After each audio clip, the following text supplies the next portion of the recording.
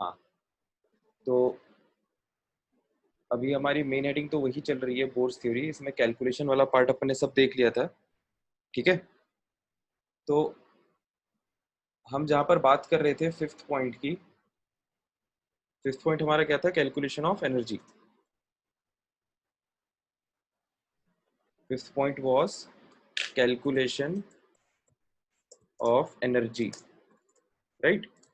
तो इस पॉइंट में कल हम लोगों ने एनर्जी कैलकुलेट कर ली थी, जिसका फॉर्मूला आप सभी लोगों को हो सकता है याद हो। It was energy in nth orbit is equal to -13.6 into Z Z square square. By N square in electron volt, right. तो अब देखो, इसका मतलब ये हुआ कि हम किसी भी ऑर्बिट की एनर्जी निकाल सकते हैं, है ना। कोई भी जो जिस भी एटम जो भी एटम हमें दिया हुआ होगा, उसका एटॉमिक नंबर हमें पता होगा, वो वैल्यू यहाँ पर आ जाएगी, और ऑर्बिट का नंबर वो यहाँ पे आ जाएगा। तो इस तरह से हम किसी भी एटम के किसी भी ऑर्बिट की एनर्जी इस फॉर्मूले से निकाल सकते हैं। तो हाइड्रोजन एटम के लिए, है ना, हाइड्रोजन एटम के लिए फिर एनर्जी लेवल डायग्राम बनाया गया। हाइड्रोजन एटम,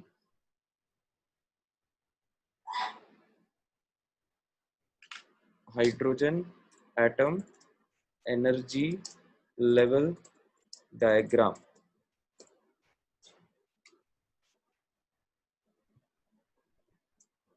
तो ये जो एनर्जी लेवल डायग्राम था, देखो इसमें क्या किया गया है। हाइड्रोजन एटम के लिए बात की गई है, तो हाइड्रोजन एटम का मतलब क्या? Z इज इक्वल टू 1, है ना, एटॉमिक नंबर 1। और हाइड्रोजन एटम के लिए एनर्जी लेवल डायग्राम मतलब एनर्जी के जो अलग अलग लेवल्स हैं, जो ऑर्बिट है वो किस एनर्जी के ऑर्डर में आएंगे, ठीक है।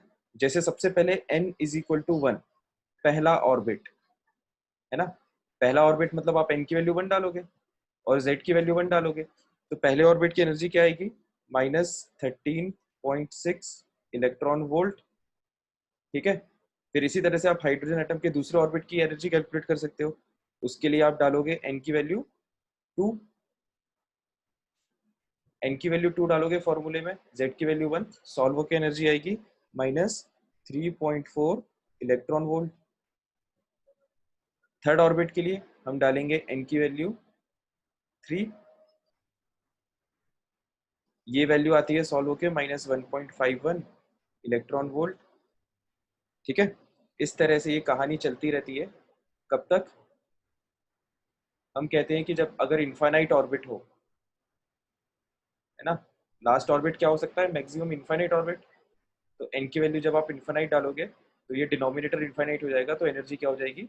जीरो, जीरो एक डाउट था इलेक्ट्रॉन वोल्ट। हाँ, बोलो। सर, ऑर्बिट जैसे जैसे बढ़ेंगी वेलोसिटी कम होती जाएगी इलेक्ट्रॉन्स की एनर्जी कम हो रही है। ऑर्बिट जैसे जैसे बढ़ेंगे, वेलोसिटी का फॉर्मूला देख लो। वेलोसिटी का फॉर्मूला होता है 2.18 into 10⁶ into Z by n, है ना। तो आप जैसे जैसे ऑर्बिट का नंबर बढ़ाते जाओगे, वेलोसिटी कम होती जाएगी। मैथमेटिकली भी देख सकते हैं, ठीक है। तो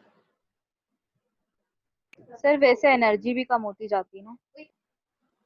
हाँ, एनर्जी भी सर कम होती उससे भी जाएगी, अपन एनर्जी उससे भी बढ़ती क्या जाएगी, सकते हैं ना। क्योंकि यहाँ पे देखो, ये जो ऑर्बिट के जो n इज इक्वल टू 1 मतलब जो पहला ऑर्बिट है उसमें एनर्जी सबसे कम है, ठीक है। सॉरी, बढ़ती जाएगी, हाँ। फिर एनर्जी बढ़ती है, मतलब माइनस साइन भी है ना, माइनस साइन को अपन को कंसीडर करना है। अगर माइनस साइन नहीं होता तो हम कहते हैं एनर्जी कम होती जा रही है, बट माइनस सामने लगा हुआ है इसलिए एनर्जी बढ़ती जाएगी, ठीक है। सर फिर एनर्जी यस। एनर्जी बढ़ रही है तो वेलोसिटी भी बढ़नी चाहिए ना, कि ज्यादा एनर्जी है तो स्पीड भी ज्यादा हो। एनर्जी बढ़ रही है तो वेलोसिटी भी बढ़नी चाहिए, क्योंकि ज्यादा एनर्जी है तो ज्यादा वेलोसिटी, मतलब ज्यादा तेज चलेगी, मतलब रोटेट करेगा। नहीं, बट उसमें दिक्कत ये ना कि रेडियस भी तो ज्यादा हो गया। हाँ। एनर्जी ज्यादा है तो रेडियस भी तो बहुत बढ़ गया ना, यस। है ना। समझ रहे हो ना बात को? हाँ। तो वैसा है।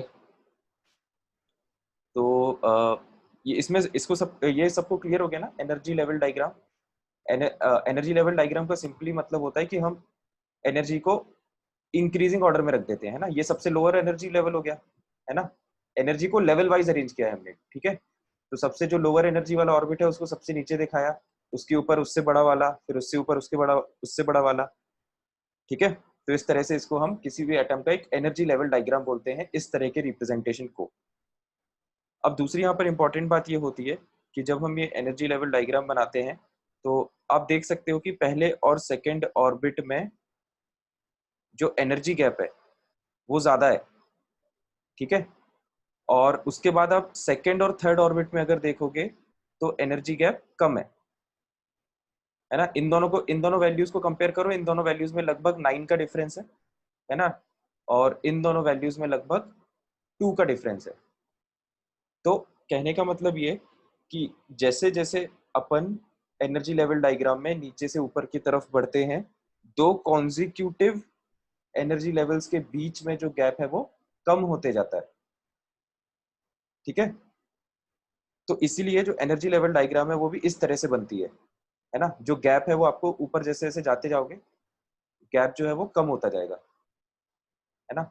मतलब इसको मैं रफ फॉर्म में बना के दिखा देता हूँ, इस तरह से एनर्जी लेवल डायग्राम दिखती है।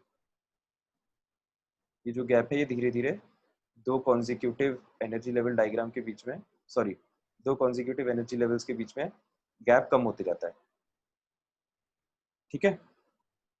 तो ये एक इम्पॉर्टेंट बात है जो अपन को ध्यान रखना है। तो ये डायग्राम आप लोग बना लो,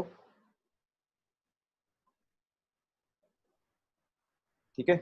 इसमें लिख लेना कैलकुलेशन ऑफ एनर्जी में हाइड्रोजन एटम का energy level diagram, hydrogen atom energy level diagram. फिर आगे हम लिखते हैं इसी टॉपिक में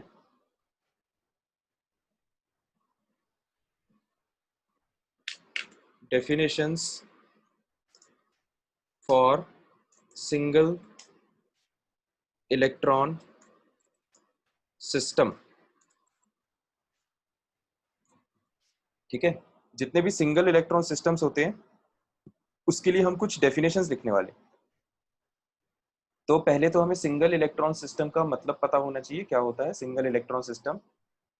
तो सिंगल इलेक्ट्रॉन सिस्टम का मतलब जैसे कि नाम से समझ में आ रहा है, सिंगल इलेक्ट्रॉन सिस्टम मतलब वो सिस्टम या वो स्पीशीज जिसमें एक ही इलेक्ट्रॉन हो, ठीक है। Single electron system means species या फिर एटम या फिर आयन, कुछ भी बोल सकते हैं अपन। मुद्दे की बात क्या है कि it should have one electron, only having one electron only, ठीक है। तो जैसे कि हम सभी जानते हैं हाइड्रोजन एटम में केवल एक ही इलेक्ट्रॉन होता है, तो इस तरह की स्पीशीज को हाइड्रोजन लाइक स्पीशीज भी बोला जाता है, ठीक है। सच सिस्टम्स आर ऑल्सो कॉल्ड, इनको हाइड्रोजन लाइक स्पीशीज भी बोला जाता है, ठीक है। आई होप सबको सिंगल इलेक्ट्रॉन सिस्टम का मतलब क्लियर हो गया होगा। तो अभी हम ये जो डेफिनेशंस पढ़ रहे हैं ये सब सिंगल इलेक्ट्रॉन सिस्टम के लिए है ना। हमारे सिलेबस में मल्टी इलेक्ट्रॉन सिस्टम नहीं है, ठीक है। तो मतलब हमारे सिलेबस में ज़्यादा कॉम्प्लिकेटेड चीज़ें नहीं है, सिंपल सिंपल चीज़ें हैं। तो देखो डेफिनेशंस एक एक करके पढ़ते हैं। तो पहली डेफिनेशन अपनी हो जाएगी ग्राउंड स्टेट,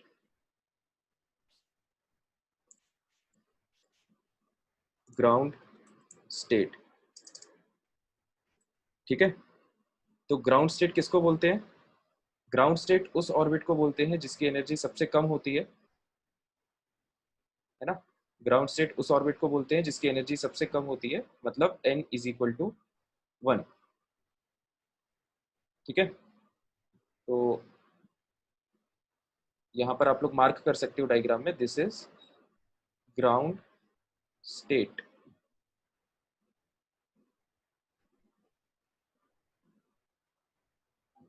और यहाँ पे लिख सकते हो लोएस्ट एनर्जी ऑर्बिट, है ना, comma n is equal to 1।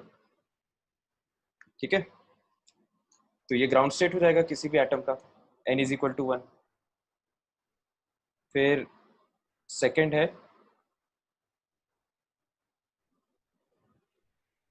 ये सब मतलब बहुत आसान है, नाम से समझ में जाता है अपन को, एक्साइटेड स्टेट। एक्साइटेड स्टेट, ठीक है। तो एक्साइटेड स्टेट का मतलब क्या होता है, n नॉट इक्वल टू 1। इसको आप ऐसे लिख लो, या इसको ऐसे लिख लो, any other, sorry, orbit other than n equal to 1।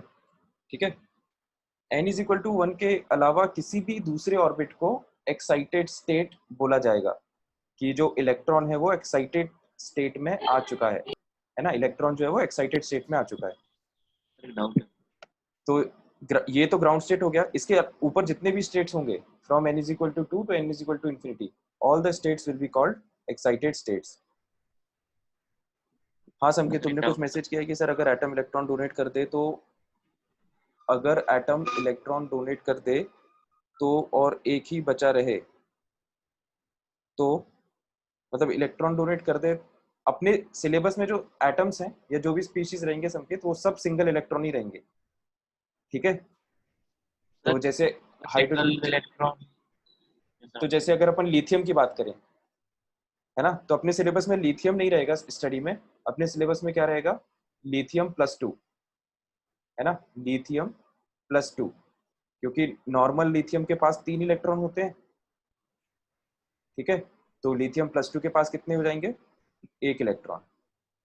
Sir वही पूछ रहा सर, एक और डाउट था। हाँ, एक और तुमने लिखा भी है इसमें, और नहीं सर, एक वो ही तो वजह से। वो- हाँ, मॉर्निंग क्लासेस का बोल रहे हो क्या? नहीं नहीं सर, दूसरा है, मतलब इससे रिलेटेड है। हाँ हाँ बताओ। सर अगर n is equals to 1 orbit में तो सर एक इलेक्ट्रॉन आ जाएगा, तो अदर देन की जरूरत ही नहीं है ना, एक इलेक्ट्रॉन है अगर तो। नहीं नहीं, लेकिन दिक्कत ये है ना कि भाई ऐसा थोड़ी ना है कि यार आपने लॉकडाउन लगा दिया तो आदमी फिर घर में ही रहेगा, कुछ लोग तो बाहर निकलने की कोशिश करते ही है ना, तो सेम चीज इलेक्ट्रॉन के साथ है। अगर एक इलेक्ट्रॉन है अच्छा। तो ग्राउंड स्टेट में हमेशा रहे ऐसा जरूरी नहीं है ना, बाहर से अगर कोई फोटोन वगैरह टकरा गया, उस पर उसको एक्स्ट्रा एनर्जी मिल गई, तो हो सकता है वो टेम्परेरीली कुछ किसी दूसरे स्टेट में पहुंच जाए कुछ देर के लिए, जैसा कि हमने पिछले लेक्चर में बात की थी, ट्रांजिशन जिसे तब कहते हैं।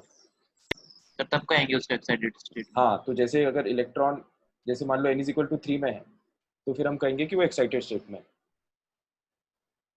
ठीक है, क्लियर हो यस। गया संकेत? तो नाम से समझ में आ रहा है, एक्साइटेड स्टेट मतलब इलेक्ट्रॉन एक्साइट हो चुका है ना, एक्साइट होने का मतलब क्या है कि वो अपनी नॉर्मल सर स्टेट या इसका अपनी एक ग्राउंड स्टेट छोड़ देगा। एग्जाम्पल। एग्जाम्पल मतलब किस चीज का? सर एक्साइटेड स्टेट का। एक्साइटेड स्टेट का देखो, इसी में समझ लो, जैसे ये सब हम सिंगल इलेक्ट्रॉन स्पीशीज की बात करते हैं ना, जैसे मान लो अपन ने हाइड्रोजन एटम ही ले लिया, तो हाइड्रोजन एटम का इलेक्ट्रॉन जब तक यहाँ पर है तब तक हम कहेंगे कि इलेक्ट्रॉन किस में है, ग्राउंड स्टेट में। ठीक है, अगर अगर उसमें कोई फोटोन पड़ता है इलेक्ट्रॉन पे, ध्यान से सुनना, अगर इलेक्ट्रॉन पे कोई फोटोन स्ट्राइक करता है और उस फोटोन की एनर्जी इसके बराबर है, किसके, ये दो ऑर्बिट्स जो हैं n इज इक्वल टू 1 और n इज इक्वल टू 3, इन दोनों ऑर्बिट्स के बीच में जो एनर्जी का डिफरेंस है, ठीक है, वो अपन कैलकुलेट कर सकते हैं, अपन को दोनों ऑर्बिट्स की एनर्जी पता है, तो हमको एनर्जी का डिफरेंस भी पता है। तो अगर फोटोन इन दोनों ऑर्बिट्स के बीच में जो एनर्जी डिफरेंस है, उतनी एनर्जी से अगर ये इलेक्ट्रॉन को स्ट्राइक करता है, तो उस केस में क्या होगा, इलेक्ट्रॉन को इतनी एनर्जी एक्स्ट्रा मिल जाएगी, तो इलेक्ट्रॉन फिर जंप कर जाएगा, और जंप करके वो पहुंच जाएगा n इज इक्वल टू 3 में, है ना। तो उस टाइम पे हम कहेंगे कि the electron is in excited state. अगर electron n is equal to 3 में है तो then we will say that the electron is in excited state, it is not in its ground state. Clear हुआ क्या? क्लियर हुआ क्या? बाकी तुम्हारा डाउट था क्या, किसका था? Yes, sir. ठीक है, तो फिर हम आगे बढ़े अब। तो एक्साइटेड स्टेट आई होप सबको क्लियर हो गया होगा, है ना? तो अब हम आते हैं एनर्जीज के टर्म्स टर्मिनोलॉजीज में। तो पहली एनर्जी है आयोनाइजेशन एनर्जी,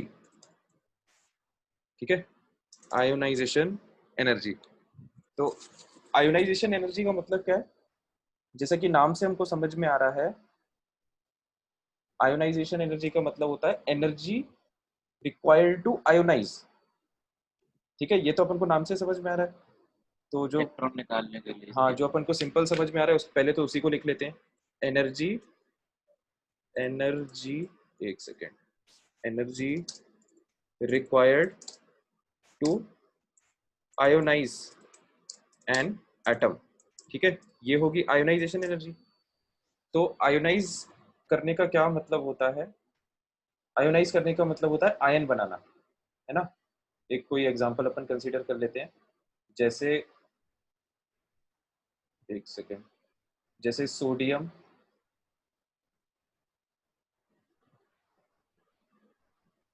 जैसे सोडियम है ना? सोडियम को आयोनाइज करने का क्या मतलब होगा? सोडियम को अगर हमने आयोनाइज कर दिया है, इसका मतलब है हमने सोडियम, अभी तो ये एक एटम है ना, हमने बना दिया है इसको एक आयन, ठीक है। तो जब आयन हो गया, इसका मतलब एक इलेक्ट्रॉन भी निकला होगा इसमें, है ना, तभी तो चार्ज वाइज बैलेंस रहेगी रिएक्शन। सर चार्ज से रिलेटेड रहता है क्या? चार्ज से रिलेटेड मतलब? सर मतलब यही कि मतलब इलेक्ट्रॉन। ऐसा चार्ज से रिलेटेड उस सेंस में कह सकते हो कि हम आयोनाइज करने की बात कर रहे हैं तो आयन तो जनरेट हो गई, and ion is always a charge particle, तो आप उस सेंस में कह सकते हो यस कि हाँ चार्ज से रिलेटेड रहता है, ठीक है। बाकी यस सर। इस तरह की प्रोसेस को हम बोलते हैं कि एटम का आयोनाइजेशन हो चुका है ना, एटम जो है वो आयन में कन्वर्ट हो चुका है। तो अगर आप इसका ऑर्बिट डायग्राम बनाओगे तो सोडियम के सोडियम का एटॉमिक नंबर 11 होता है ना? तो पहले ऑर्बिट में 2, दूसरे ऑर्बिट में 8 और तीसरे ऑर्बिट में 1 इलेक्ट्रॉन, ठीक है। तो जब ये आयन बनेगा तो ये जो बाहर वाला इलेक्ट्रॉन है ना, जो थर्ड ऑर्बिट में जो इलेक्ट्रॉन है ये क्या हो जाता है? ये रिमूव हो जाता है ना, ये इलेक्ट्रॉन फ्री फ्री हो जाता है और ये इलेक्ट्रॉन ऐसे अलग हो जाता है। तो अब बचते हैं इसके पास सिंपली 2 ऑर्बिट्स, है ना, पहले ऑर्बिट में 2 इलेक्ट्रॉन, दूसरे ऑर्बिट में 8 इलेक्ट्रॉन, ठीक है। तो अब यहाँ पर जो प्रोसेस हुई है उसको मैं ये डायग्रामेटिकली समझा देता हूँ। तो देखो, ये सोडियम एटम का न्यूक्लियस है, ये पहले ऑर्बिट में 2 इलेक्ट्रॉन, दूसरे ऑर्बिट में 8 इलेक्ट्रॉन और तीसरे ऑर्बिट में 1 इलेक्ट्रॉन, ठीक है। जब हमने इसको आयोनाइज कर दिया तो ये आयन बन गया, तो ये वाला जो इलेक्ट्रॉन है ये रिमूव हो गया, तो ये वाला इलेक्ट्रॉन अलग हो गया और हमारे पास सिंपली सिस्टम कैसा बचा? एक तो न्यूक्लियस, फिर 2 इलेक्ट्रॉन और ये यहाँ पर 8 इलेक्ट्रॉन, और ये वाला इलेक्ट्रॉन अलग हो गया। तो ये वाला जो इलेक्ट्रॉन अलग हुआ है, देखो हम इसको कैसे डिफाइन करते हैं, ध्यान से सुनना। हम इसको इस तरह से डिफाइन करते हैं कि इलेक्ट्रॉन जिस ऑर्बिट में था उस ऑर्बिट से अगर हम उसको इन्फानाइट ऑर्बिट में ले जाएं, है ना, ये जो इलेक्ट्रॉन है, ये ध्यान देना, ये वाला जो इलेक्ट्रॉन है अब ये एटम से बाहर आ चुका है, तो हम इसको टेक्निकली इस तरह से कहते हैं कि ये वाला जो इलेक्ट्रॉन है ये ये कौन से ऑर्बिट में पहुंच चुका है? n is equal to infinite, है ना, ये इनफाइनाइट ऑर्बिट में पहुंच चुका है इलेक्ट्रॉन, ठीक है। तो हम इसको इस तरह से कहते हैं कि आयोनाइजेशन प्रोसेस का मतलब ये है कि इलेक्ट्रॉन अपने ग्राउंड स्टेट से n is equal to infinity में मूव कर गया है, ठीक है। अब यहाँ पर ध्यान देने वाली बात यह है कि ये जो सोडियम का एग्जांपल अपन ने लिया है, ये पूरी तरह से सही एग्जांपल इसलिए नहीं है क्योंकि हम जो डेफिनेशंस पढ़ रहे हैं वो सिंगल इलेक्ट्रॉन सिस्टम के लिए है, and sodium is not a single electron system, है ना, sodium is an 11 electron system. तो इस बात से कंफ्यूज मत होना, क्योंकि अभी मैंने यहाँ पर ये कहा कि इलेक्ट्रॉन अपने ग्राउंड स्टेट से, तो अब सोडियम के लिए सोडियम का जो ये वाला इलेक्ट्रॉन है ना, सोडियम का जो ये वाला इलेक्ट्रॉन है इसका ग्राउंड स्टेट क्या हो जाएगा, n is equal to 3, third orbit, है ना। और थर्ड ऑर्बिट से वो कहाँ पे जा रहा है इलेक्ट्रॉन, इनफाइनाइट ऑर्बिट में। Infinite. तो जो इलेक्ट्रॉन का ट्रांजिशन हो रहा है वो एक्चुअली 3 से इंफिनिटी में हो रहा है। तो ये वाला जो सोडियम का हमने एग्जांपल लिया वो बस आपके समझने के लिए है, ठीक है। तो सोडियम का जो ये वाला इलेक्ट्रॉन है उसका ground state n is equal to 3 है, लेकिन हम जो हाइड्रोजन लाइक सिस्टम्स पढ़ेंगे या जब हम सिंगल इलेक्ट्रॉन सिस्टम पढ़ेंगे तो सारे सिंगल इलेक्ट्रॉन सिस्टम्स के लिए ground state n is equal to 1 ही होगा, है ना, क्योंकि अगर एक ही इलेक्ट्रॉन है तो वो मैंडेटरीली पहले ऑर्बिट में ही होगा, ग्राउंड स्टेट में, नॉट इन एक्साइटेड स्टेट, ठीक है। तो आई होप इसमें कंफ्यूजन नहीं होगा किसी को। सर ऐसे तो बहुत कम एटम्स की बात कर पाएंगे अपन इसमें। बहुत कम एटम्स की बात मतलब एक इलेक्ट्रॉन वाले, मतलब सोडियम का कंसीडर कैसे करेंगे सर इसमें एग्जांपल, मतलब 10 इलेक्ट्रॉन डोनेट देने पड़ेंगे तभी एक बचेगा उसका हाँ इलेक्ट्रॉन। हाँ बिल्कुल बिल्कुल 10 इलेक्ट्रॉन देने पड़ेंगे इसको, या अगर आप लोग कॉम्प्लिकेट नहीं करना है तो इसको ऐसे कर सकते हो, सोडियम वाला एग्जांपल फिर मत लो, है ना। सोडियम वाला एग्जांपल ठीक है, अपन को मल्टी इलेक्ट्रॉन सिस्टम में भी समझ में आ गया ग्राउंड स्टेट क्या होता है, तो समझने के लिए तो ठीक है, समझने के लिए तो ठीक है, लेकिन कॉपी में अगर आपको लिखना है तो जो सिलेबस वाला एग्जांपल है वही लिख लो। जैसे हाइड्रोजन, जैसे हम मान लो हाइड्रोजन हीलियम, हाँ, तो हम हीलियम +1 की बात करें अगर अपन, ठीक है, तो हीलियम +1 जो है इसमें, म्यूट कर लो यार माइक्रोफोन अपने। तो हीलियम +1 जो है उसमें कितने इलेक्ट्रॉन होंगे, 1 इलेक्ट्रॉन, है ना। तो हीलियम +1 को अगर आप आयोनाइज करोगे तो ये किस में कन्वर्ट होगा, हीलियम +2 प्लस इलेक्ट्रॉन, ठीक है। तो जो तो जो हीलियम +1 है उसका जो एक इलेक्ट्रॉन था, एक इलेक्ट्रॉन जो था उसका वो पहले ऑर्बिट में था, है ना। तो जब वो पहले ऑर्बिट में था तो इस इलेक्ट्रॉन के लिए ग्राउंड स्टेट क्या था, इस इलेक्ट्रॉन के लिए ग्राउंड स्टेट था n इज इक्वल टू 1, ठीक है। और अभी जब इलेक्ट्रॉन यहां पर पहुंच गया है तो इसको हम कैसे समझते हैं कि इलेक्ट्रॉन कहां पे पहुंच गया है, n Infinite. Is equal to infinity में, ठीक है। तो ये इलेक्ट्रॉन का मूवमेंट हो गया, इलेक्ट्रॉन का ट्रांजिशन हो गया from n is equal to 1 to n is equal to infinity, right. तो इस प्रोसेस में जो एनर्जी इन्वॉल्व होती है उसको आयोनाइजेशन एनर्जी कहा जाता है ना। ये वाला डायग्राम हम इरेज कर देते हैं। तो देखो जब इलेक्ट्रॉन पहले ऑर्बिट से इनफाइनाइट ऑर्बिट में जंप किया है ना, जब इलेक्ट्रॉन पहले ऑर्बिट से, ध्यान देना, इनफाइनाइट ऑर्बिट में जंप किया है, ठीक है। मैं रिपीट कर देता हूँ सेंटेंस, जब इलेक्ट्रॉन पहले ऑर्बिट से यहाँ पर इनफाइनाइट ऑर्बिट में जंप किया तो इलेक्ट्रॉन जब ग्राउंड स्टेट में था तो उसके पास एनर्जी कम थी, है ना। वो हायर एनर्जी लेवल में जंप कर रहा है तो इसका मतलब इलेक्ट्रॉन को कहीं ना कहीं से एनर्जी मिलनी चाहिए, ठीक है। तो जब इलेक्ट्रॉन को इतनी एनर्जी मिलती है कि वो n इज इक्वल टू 1 से n is equal to infinity में जंप कर लेता है तो हम कहते हैं कि उसको, वो जो एनर्जी है जो उसको मिली, that is what, ionisation energy, है ना। Energy required to ionise an atom, atom किस ऑब्लिक में आप स्पीशीज लिख लो, है ना, atom oblique species, full stop, ठीक है। डेफिनेशन समझ में आ गई सबको, कोई डाउट तो नहीं है किसी को। सर इसमें फिर हीलियम और हाइड्रोजन की बात होगी। सारे सिंगल इलेक्ट्रॉन स्पीशीज, है ना, ऐसा कोई भी स्पीशीज जिसमें आपको एक इलेक्ट्रॉन दिख रहा है उन सारे स्पीशीज के लिए ये सारी डेफिनेशंस वैलिड है, ठीक है। अच्छा। और सर सिर्फ आयंस के लिए बात होगी ना इसमें? किसी भी स्पीशीज के लिए हो सकती है, इसलिए अपन ने स्पीशी वर्ड यूज किया है।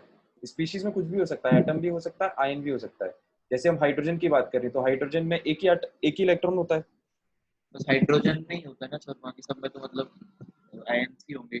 हाँ, बाकी सब में आयन्स ही होंगे, बिल्कुल सही बात है। तो इसका अब एक अपन और ये तो चलो समझने के लिए था अपनी डेफिनेशन, अब एक इसकी डिस्क्रिप्टिव डेफिनेशन और लिख लेते हैं जो थोड़ा और क्लियरिटी बढ़ा देगी। इसमें लिखो आयोनाइजेशन एनर्जी का मतलब क्या होता है, minimum energy, minimum energy required to move an electron, required to move an electron from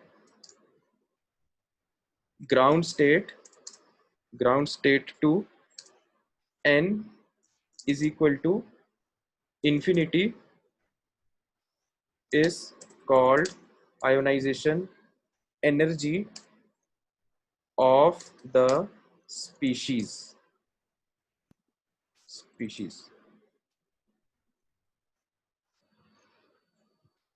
ठीक है, minimum energy required to move an electron from ground state to n is equal to infinity। Sir ये सिर्फ single electron system के लिए वो होगा ना valid? हाँ हाँ, ये सब जितना भी अपन पढ़ रहे हैं ना, आप हेडिंग ध्यान में रखो, जितना भी अपन पढ़ रहे हैं वो सब अपन सिंगल इलेक्ट्रॉन सिस्टम के लिए ही पढ़ रहे हैं। ठीक है,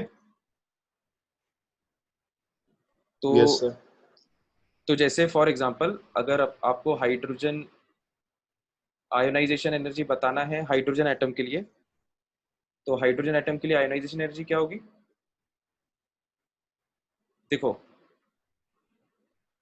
तो माइनस 13.6 इलेक्ट्रॉन वोल्ट तो इसकी ग्राउंड स्टेट में है, और 0 इलेक्ट्रॉन वोल्ट इसकी एक्साइटेड स्टेट में है ना। तो जब दोनों का डिफरेंस लोगे तो कितना आ जाएगा, 13.6 इलेक्ट्रॉन वोल्ट। तो आपको 13.6 इलेक्ट्रॉन वोल्ट एनर्जी इसको देनी पड़ेगी इलेक्ट्रॉन को, तब जाके ये n इज इक्वल टू 1 से जंप करके n is equal to infinity में पहुंचेगा। ठीक है, तो आयोनाइजेशन एनर्जी क्या हो जाएगी, एनर्जी डिफरेंस है ना, डेल्टा ई मतलब क्या, energy in higher orbit n is equal to infinity minus energy in ground state. तो एनर्जी इन हायर ऑर्बिट कितनी हो गई, 0 electron volt, minus energy in lower orbit कितनी है ग्राउंड स्टेट में, माइनस 13.6। तो ये अपना सॉल्व किया जाएगा 13.6 electron volt. This will be the ionization energy of hydrogen atom. ठीक है, तो हमको डेफिनेशन अच्छे से याद रखना है। आयोनाइजेशन एनर्जी का मतलब ट्रांजिशन कहां से कहां तक हो रहा है, from ground state to n is equal to infinity. तो सुमित क्या कह रहा है कि आयोनाइजेशन एनर्जी में एनर्जी ट्रांजिशन कितना होगा, एनर्जी ट्रांजिशन कितना होगा मतलब, तुम्हारा डाउट मैं समझ नहीं पाया सुमित। ट्रांजिशन एनर्जी सर यही था डाउट, क्या, यही था जो लास्ट अपने डिस्कस करा, यही था। अच्छा क्लियर हो गया ना मतलब। हाँ सर आ गया। और संकेत कह रहे हैं कि सर इस चैप्टर में फ्लो नहीं है मोल्स जैसा। हाँ बिल्कुल सही बात है, मोल्स जो है एक्चुअली एटॉमिक स्ट्रक्चर के साथ प्रॉब्लम ये है कि अपन जितने भी चैप्टर्स पढ़ रहे हैं अभी 11th में और 12th में केमिस्ट्री में, atomic structure is the least practical subject, least practical chapter है ना। एटॉमिक स्ट्रक्चर ऐसा चैप्टर है जो आपको फील बहुत कम होगा। ठीक है, क्वेश्चंस बन जाएंगे, इसके क्वेश्चंस बहुत आसान होते हैं, लेकिन अपन को फील नहीं होगा कि अंदर हो क्या रहा है, क्योंकि दिक्कत ये कि एटम का जो स्ट्रक्चर है वो अपने आप में एक बहुत बड़ा सब्जेक्ट है ना। इसमें जब आप स्पेशलाइजेशन वगैरह केमिस्ट्री में जब पीएचडी वगैरह करोगे तो एटम के स्ट्रक्चर पे कई साइंटिस्ट की कई किताबें पढ़नी होती है।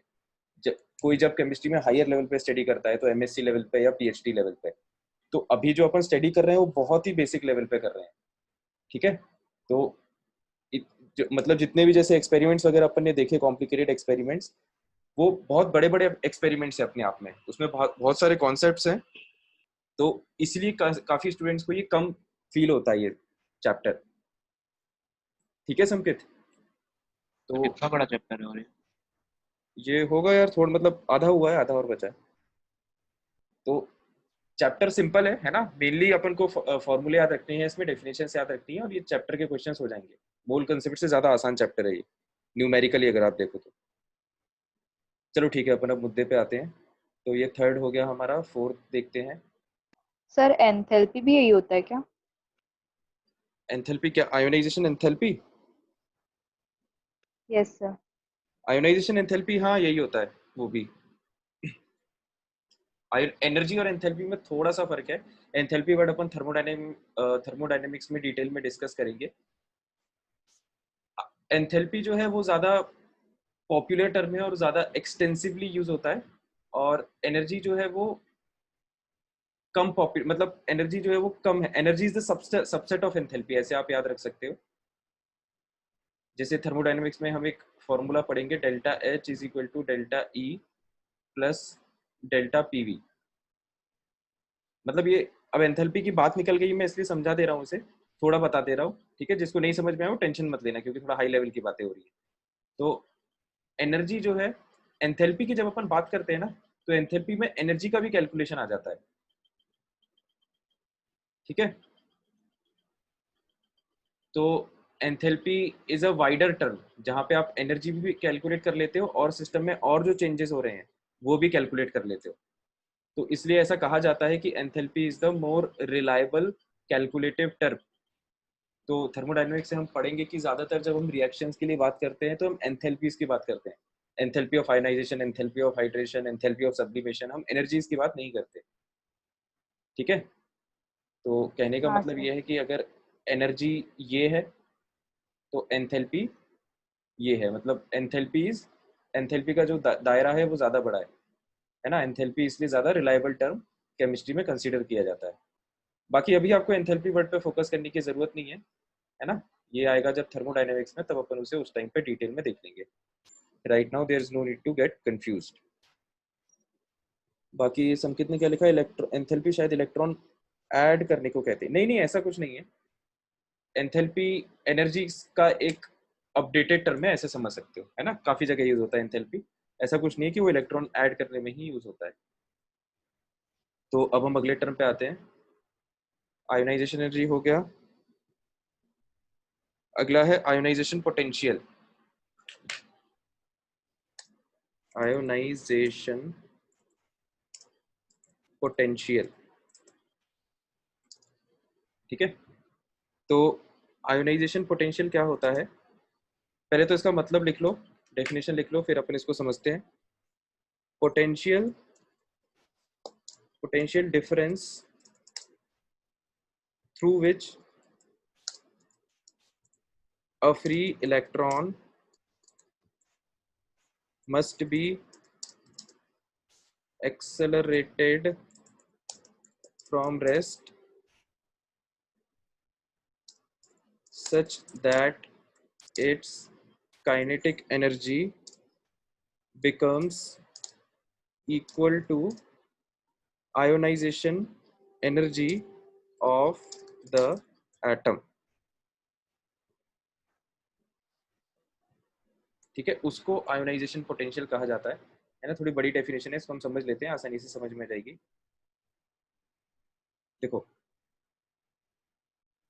ionization potential, it is a potential difference through which a free electron must be accelerated from rest such that its kinetic energy becomes equal to ionization energy of the atom। तो इसको ध्यान से समझना। पोटेंशियल डिफरेंस लगाने की बात की जा रही है ना। तो जैसा कि मान लो अपन ने एक बैटरी कनेक्ट कर दी, तो यहाँ पर ये पोटेंशियल का डिफरेंस हो गया, ठीक है। Through which a free electron must be accelerated. तो मान लो कि ये जो वायर है इसमें जो भी एटम कनेक्टेड होगा, जैसे मान लो कि हम हीलियम+1 की बात कर रहे हैं, ठीक है। तो इसका जो ग्राउंड स्टेट है n=1, उसमें एक इलेक्ट्रॉन होगा।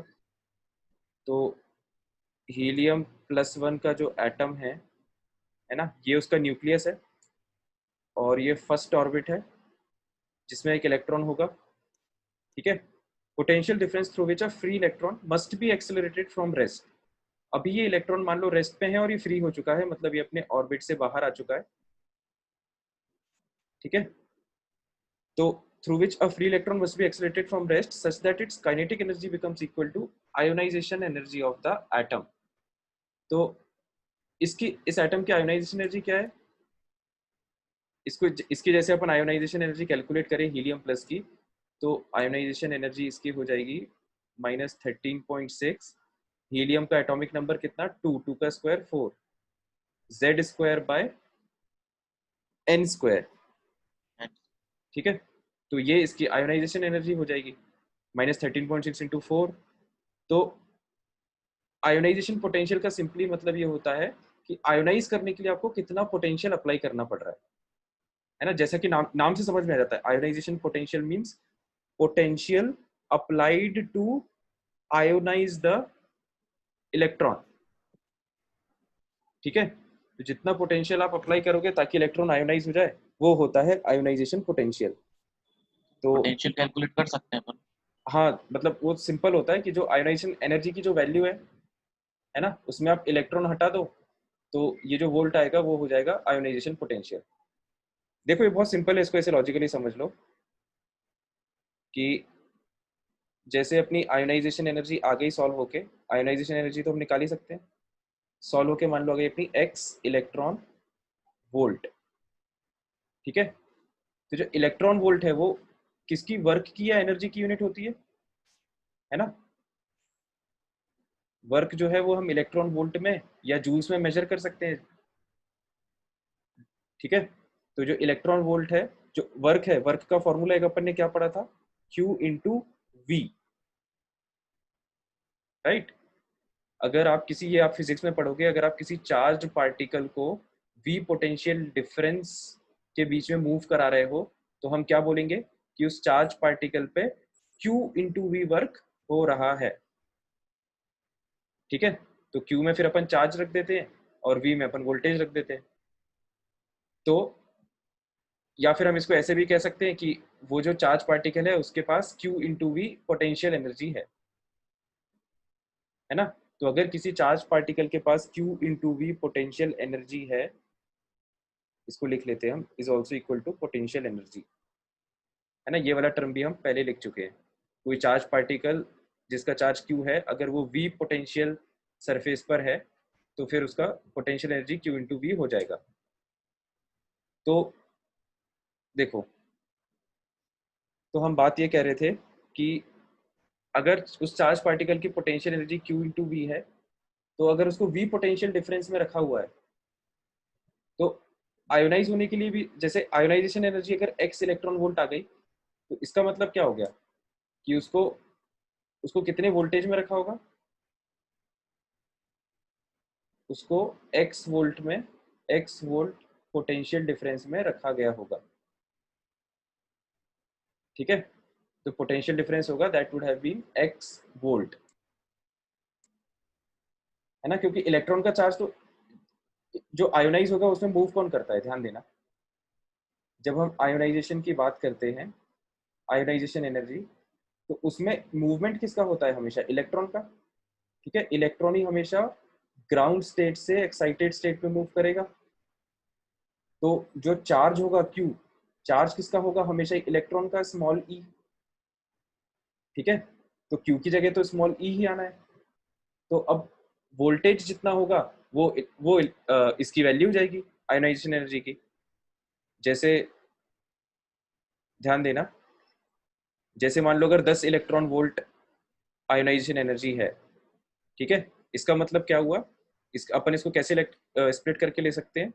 एक इलेक्ट्रॉन का चार्ज 1e इंटू 10 वोल्ट, मतलब जो इलेक्ट्रॉन है उसको 10 वोल्ट पोटेंशियल डिफरेंस में मूव किया होगा, तभी उसकी एनर्जी 10 इलेक्ट्रॉन वोल्ट हुई है, राइट। तो कंक्लूजन क्या है इस डिस्कशन का? कि जो आयोनाइजेशन एनर्जी की वैल्यू होगी उसमें आप इलेक्ट्रॉन को हटा दो तो जो बचेगा वोल्ट में वो हो जाएगा पोटेंशियल डिफरेंस, यस सर। ठीक है। तो ये जो डेफिनेशन है ये थोड़ा कॉम्प्लिकेटेड डेफिनेशन है, बुकिश डेफिनेशन है। अगर आप स्कूल में अगर आए तो हमको ये डेफिनेशन लिखना है, potential difference through which a free electron must be accelerated from rest such that its kinetic energy becomes equal to ionization energy of the atom. ठीक है, और बाकी जब जब अपन को याद रखना है तो अपन याद कैसे रखेंगे उसको अब अपन लिख लेते हैं यहाँ पे। तो हम याद कैसे रखेंगे, सिंपली इफ अगर ionization energy x electron volt है तो आयोनाइजेशन पोटेंशियल क्या हो जाएगा, x वोल्ट। ठीक है, इस तरह से आपको ये याद रखना है, आयोनाइजेशन पोटेंशियल x वोल्ट हो जाएगा, राइट।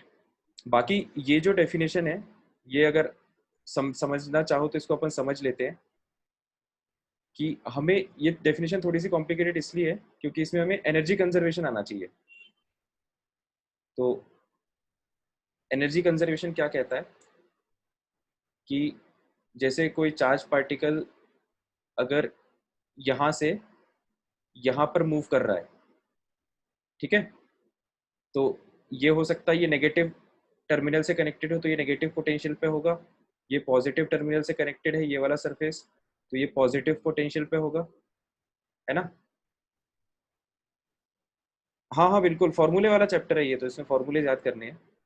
ठीक है, तो देखो हम ये बात कहते हैं कि टोटल एनर्जी कंजर्व होती है ना, potential energy plus kinetic energy is equal to potential energy plus kinetic energy. तो मान लो जैसे इलेक्ट्रॉन यहाँ से मूव करना चालू किया और वो यहाँ तक मूव किया है तो ये पहली सिचुएशन हो जाएगी, ये दूसरी सिचुएशन हो जाएगी। तो potential energy plus kinetic energy पहली सिचुएशन में, that should be equal to potential energy plus kinetic energy दूसरी सिचुएशन में। ठीक है, तो अब देखो इसमें जैसे अगर अपन वैल्यूज डालें तो such that its kinetic energy जो है, kinetic energy that will become equal to ionization energy, है ना। तो अभी तो पार्टिकल रेस्ट पे था, a free electron must be accelerated from rest, rest से उसका एक्सेलरेशन हो रहा है। तो पार्टिकल इनिशियली रेस्ट पर है इलेक्ट्रॉन, तो काइनेटिक एनर्जी इनिशियली तो हो जाएगी 0,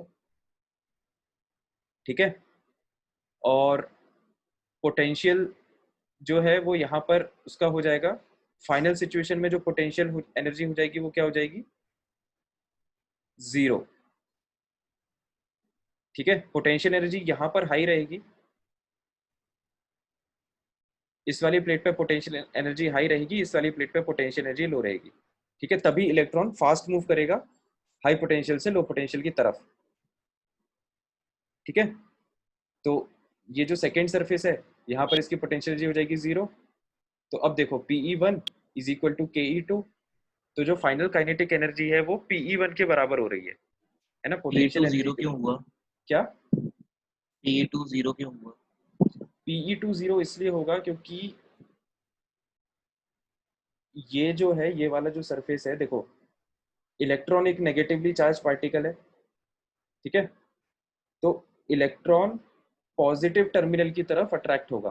तो जब वो पॉजिटिव टर्मिनल पे जाके पहुंच जाएगा तो फिर तो वो रुक जाएगा ना वहां पे जाके।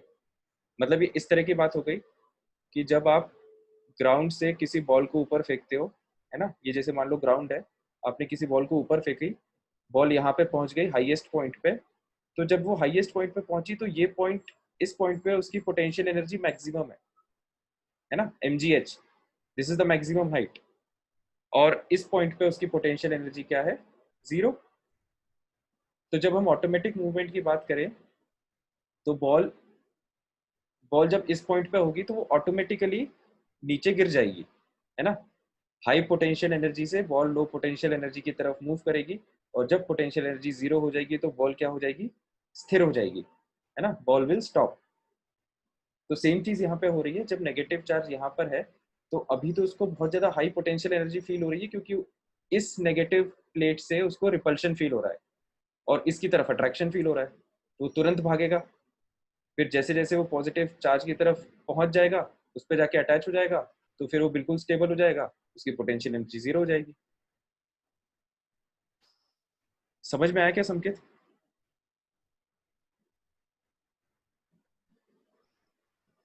समझ में आ गया? Yes sir.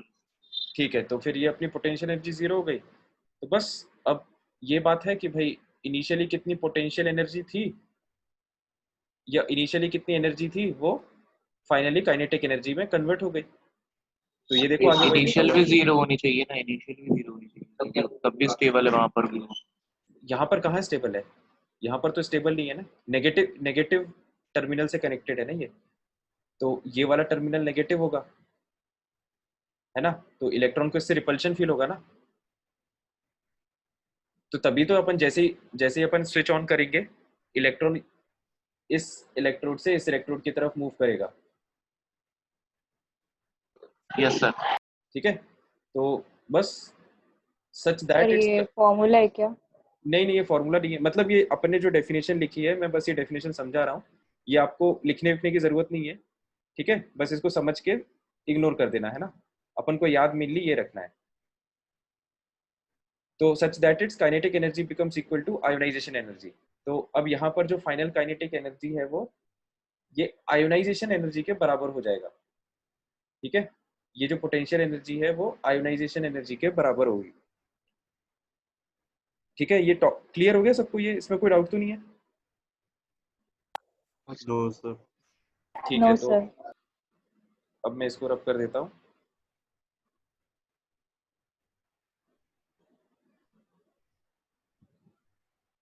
है ना, तो कंक्लूजन ये है, ये अपन को ध्यान में रखना है। फिर हम अगले टॉपिक पे आते हैं। अगला टॉपिक नहीं, अगला टर्म, तो ये आयोनाइजेशन पोटेंशियल था, अगला टर्म है एक्साइटेशन एनर्जी, है ना। फिफ्थ टर्म लिखो, एक second,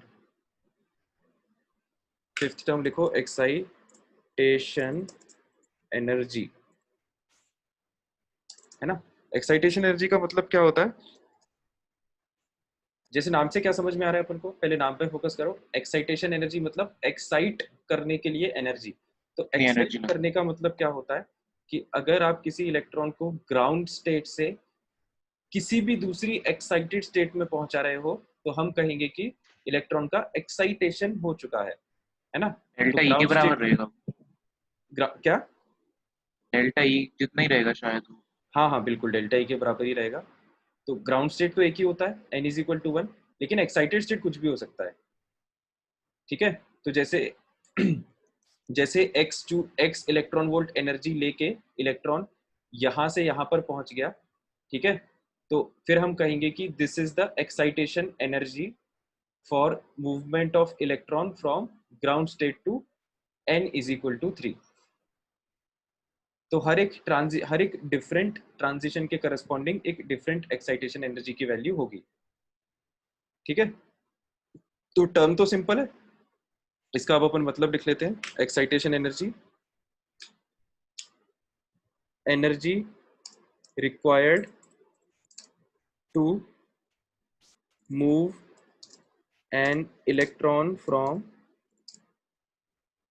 ground state to any excited state. ठीक है, इज कॉल्ड एक्साइटेशन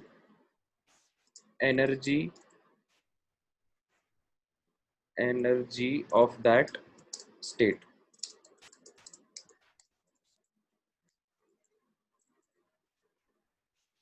ठीक है, तो उसे उस एनर्जी को उस स्टेट की एक्साइटेशन एनर्जी बोला जाता है। मतलब ये तो फिक्स है कि इलेक्ट्रॉन उचकेगा तो ग्राउंड स्टेट से, लेकिन वो उचक के कहाँ पे आ रहा है, किस एक्साइटेड स्टेट में आ रहा है, उस एक्साइटेड स्टेट की एनर्जी, उस मतलब उस स्टेट की एनर्जी को एक्साइटेशन एनर्जी बोल दिया जाता है ना, excitation energy of that state. ठीक है, तो जैसे फॉर एग्जांपल अगर हमें एक्साइटेशन एनर्जी थर्ड ऑर्बिट की निकालनी है, तो इसका मतलब ये होगा कि इलेक्ट्रॉन जो है वो n इज इक्वल टू 1 से n इज इक्वल टू 3 में जंप कर रहा है। ठीक है, तो इस एनर्जी, एक ऑर्बिट में हम एनर्जी निकाल सकते हैं, दोनों का फॉर्मूला डालो, डिफरेंस निकाल लो, इतनी एनर्जी की रिक्वायरमेंट होगी इलेक्ट्रॉन को जंप करने के लिए, राइट। तो एक्साइटेशन एनर्जी में किसी को डाउट तो नहीं है कोई? No sir. शाबाश। No, sir. फिर इसमें अगला पॉइंट होता है एक्साइटेशन पोटेंशियल। एक्साइटेशन पोटेंशियल, तो इसका एक्सप्लेनेशन सेम जैसा आयोनाइजेशन पोटेंशियल के लिए था, है ना, कि आप आयोनाइजेशन एनर्जी कैलकुलेट कर लो और बस उसमें ये ई हटा दो, तो जो वोल्टेज रिक्वायर्ड होगा वो हम कहेंगे कि इतना वोल्टेज रिक्वायर्ड होता है इलेक्ट्रॉन को, या सॉरी एट स्पीशीज को आयोनाइज करने के लिए। एक्साइटेशन पोटेंशियल में भी वही सेम चीज है कि आप जैसे x इलेक्ट्रॉन वोल्ट अगर एक्साइटेशन एनर्जी है तो x वोल्ट हो जाएगा उस स्टेट का एक्साइटेशन पोटेंशियल। ठीक है, यस सर। तो इसको भी हम यहाँ पर हम यही वाला लैंग्वेज कॉपी कर लेते हैं। कितनी टर्म्स बची हैं? क्या कितनी टर्म्स और बची हैं? है भाई, एक दो और हैं अभी, एक सेकेंड। ये तो if excitation energy is x electron volt, then excitation potential will be x volt। ठीक है, तो इस लाइन को लिख लो। फिर अगला टर्म है इसमें, लास्ट टर्म बचा है अपना बाइंडिंग एनर्जी।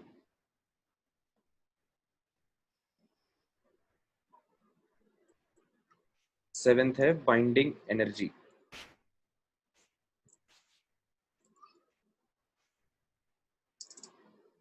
तो बाइंडिंग एनर्जी का क्या, बाइंडिंग एनर्जी को सेपरेशन एनर्जी भी बोला जाता है, सेपरेशन एनर्जी। ठीक है, तो अब बाइंडिंग एनर्जी का मतलब क्या होता है ना, बाइंड वर्ड का मतलब क्या होता है, बाइंड वर्ड का मतलब होता है बंधना, है ना, बाइंडेड या बाउंडेड। तो बाइंड वर्ड का मतलब आप लोग को पता होगा, जैसे हम बाइंडिंग करा लेते हैं ना किताब की, तो उसके पेजेस जो हैं बंध जाते हैं। बाइंड वर्ड का मतलब होता है बंधना। ठीक है, तो बाइंडिंग एनर्जी का मतलब ये होता है कि किसी भी ऑर्बिट की हम बाइंडिंग एनर्जी की अगर बात करें, जैसे हम बात करें कि n is equal to 3, third orbit की बाइंडिंग एनर्जी क्या है, तो इसका ये मतलब है कि ये जो इलेक्ट्रॉन है जो थर्ड ऑर्बिट में है वो किस एनर्जी से बंधा हुआ है अभी, है ना। इलेक्ट्रॉन अभी ऑर्बिट में है, ऑर्बिट में है मतलब वो बंधा हुआ है कहीं ना कहीं से, प्रोटॉन से, प्रोटॉन की तरफ अट्रैक्शन फील कर रहा है। अगर वो बंधा हुआ नहीं होता तो it would have been free और वो कहीं भी चले जाता। ठीक है, तो हम ऐसा कहते हैं कि binding energy of n is equal to 3, इसका मतलब ये है कि इलेक्ट्रॉन जो है वो कितनी एनर्जी से थर्ड ऑर्बिट से बंधा हुआ है। ठीक है, तो तो बाइंडिंग एनर्जी ऑर्बिट की होगी कि इलेक्ट्रॉन की? हाँ इलेक्ट्रॉन की होगी ऑफ कोर्स, मतलब ऑर्बिट तो एक इमेजिनरी पाथ है ना, ऑर्बिट जैसा रियलिटी में कुछ नहीं होता। मतलब ऐसा नहीं होता है कि इलेक्ट्रॉन, ये जो ऑर्बिट है ये कोई रस्सी टाइप है जिसपे इलेक्ट्रॉन मूव कर रहा है। बात समझ रहे हो ना? Yes sir. तो जितनी भी हम बातें करते हैं वो बातें तो हम एक्चुअली और इलेक्ट्रॉन के लिए करते हैं। तो अब आप बाइंडिंग एनर्जी की डेफिनेशन लिख लो। लिखो, energy required to move an electron from any state to n is equal to infinity, है ना। इसका मैं मतलब भी समझाता हूँ जो हमने लिखा है, from any state to n is equal to infinity. तो इससे पहले हम आयोनाइजेशन एनर्जी समझते हैं, है ना।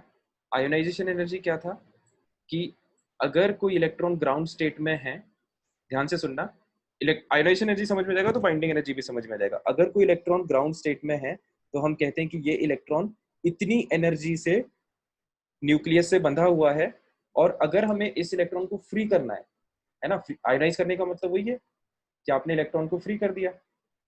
तो अगर हमें इलेक्ट्रॉन को फ्री करना है या हमें इलेक्ट्रॉन को n is equal to infinity state में पहुंचाना है, तो हमें प्लस 13.6 इलेक्ट्रॉन वोल्ट एनर्जी उसे देनी पड़ेगी। ठीक है, माइनस माइनस 13.6 पहले से थी, जब आप प्लस 13.6 की एनर्जी ऊपर से मार दोगे तो टोटल एनर्जी इसके पास 0 हो जाएगी और ये यहाँ पर फ्री हो जाएगा, इन्फिनाइट स्टेट में पहुंच जाएगा। सही है।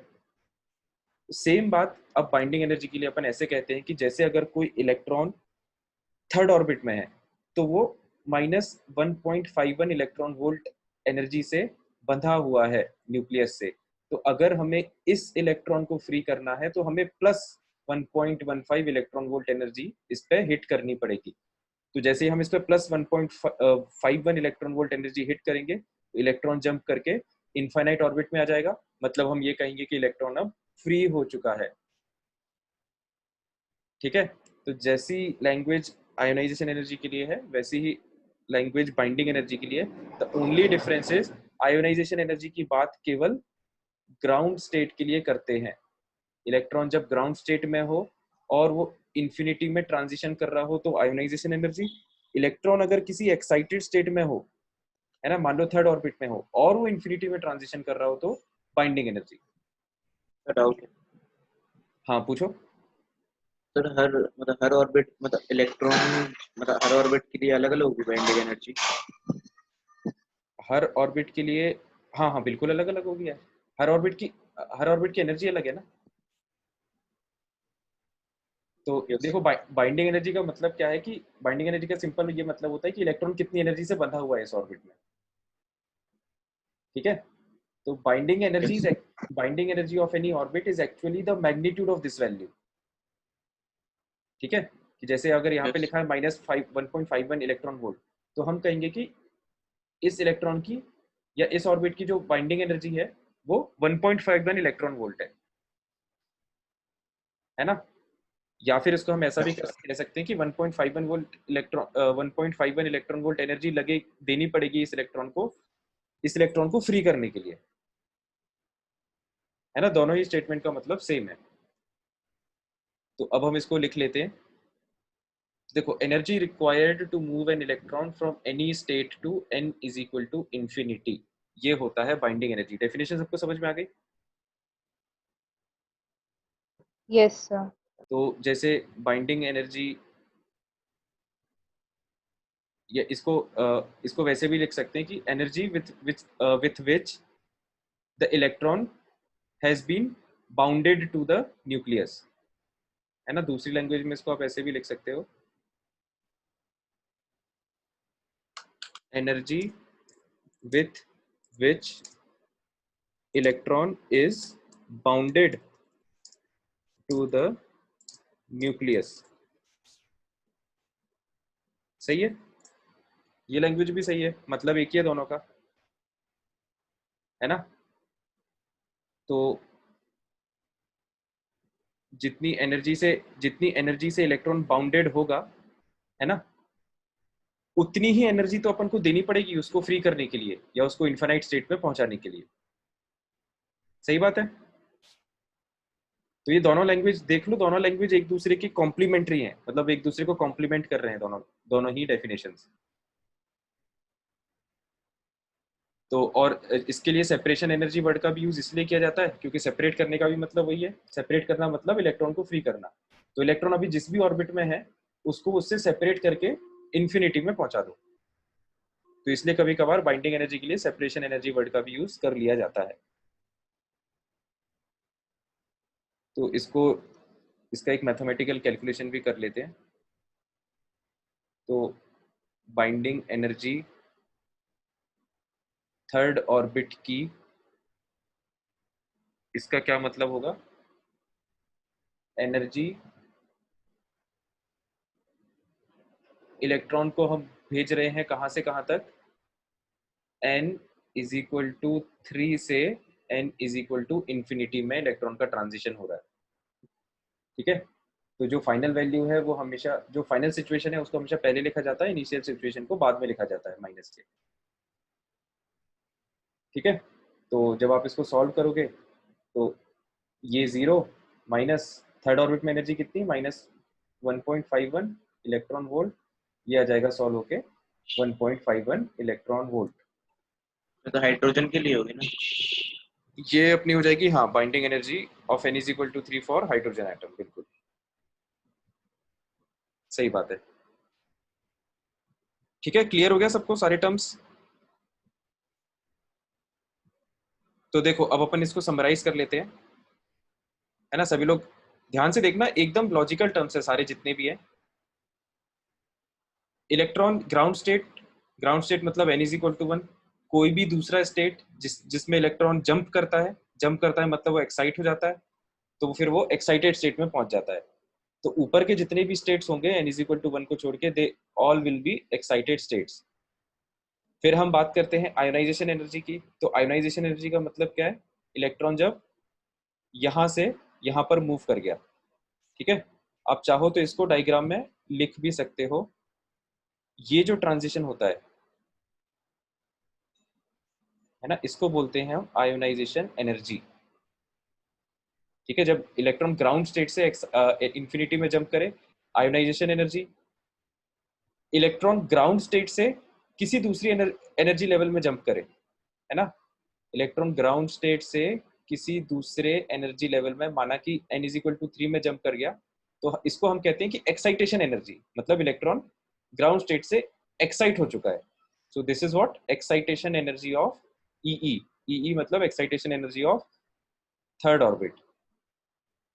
और अगर हम बात करें बाइंडिंग एनर्जी की, तो जैसे इलेक्ट्रॉन अभी N = 3 में है और वो N = इंफिनिटी में, मतलब थर्ड ऑर्बिट में जो इलेक्ट्रॉन है उसे हमें फ्री करना है, तो ये जो ट्रांजिशन हो जाएगा, this will be equal to what, binding energy of N = 3।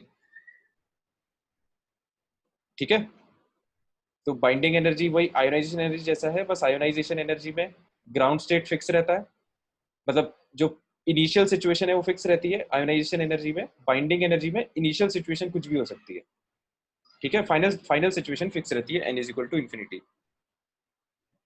तो I hope each of the term is very much clear to you, है ना। Yes, sir sir. Ionisation energy में जरूरी नहीं है ना कि इन्फिनिटी पे भेजना है? नहीं नहीं, बिल्कुल बहुत जरूरी है यार, इससे ज्यादा जरूरी कोई चीज है ही नहीं। मतलब ये देखो यहाँ पे लिखा हुआ है, energy required to ionise an atom. Ionize का मतलब क्या है, minimum energy required to move an electron from ground state to N = infinity. Ionization energy में दोनों सिचुएशंस फिक्स रहती है, फाइनल सिचुएशन भी फिक्स है और इनिशियल सिचुएशन भी फिक्स है। यस। ठीक है, तो आप तो ये डायग्राम अच्छे से बना लो, इसी में ऐसे मार्किंग कर लो और ये डायग्राम को अच्छे से याद रखना। ठीक है, ग्राउंड स्टेट मतलब N = 1, और ये जितने भी, थोड़ा सा इसमें कंजेशन के कारण थोड़ी सी दिक्कत हो रही है ना, उसके अलावा ये जितने भी स्टेट्स हैं इन सबको अपन क्या कहेंगे, एक्साइटेड स्टेट्स। तो सारी लेबलिंग मैंने इसमें कर दी है। बाकी फिर पोटेंशियल वाले तो बहुत आसान है, जैसे आयोनाइजेशन पोटेंशियल निकालना है तो आयोनाइजेशन एनर्जी निकाल दो, ई हटा दो। एक्साइटेशन पोटेंशियल निकालना है तो एक्साइटेशन एनर्जी निकाल दो, ई हटा दो। ठीक है, तो वो तो याद रहेगा ही। तो आई होप ये सबको टर्मिनोलॉजीज क्लियर हो गई, है ना। अब हम आते हैं, आगे बढ़ते हैं। अब हम हमारा ये बोर मॉडल तो कंप्लीट हो चुका है। अगली क्लास में हम स्पेक्ट्रम देखेंगे, है ना। अब हम कुछ क्वेश्चंस देख लेते हैं। क्वेश्चन देखो, क्वेश्चन लिखो, a single electron system has ionization energy equal to 11180 kilojoule per mole. Find the number of protons in the nucleus of the system. ठीक है, इस क्वेश्चन को ट्राई करें सभी लोग। Please show definition again, only one line is left. You are talking about which definition, Ankur? Binding energy.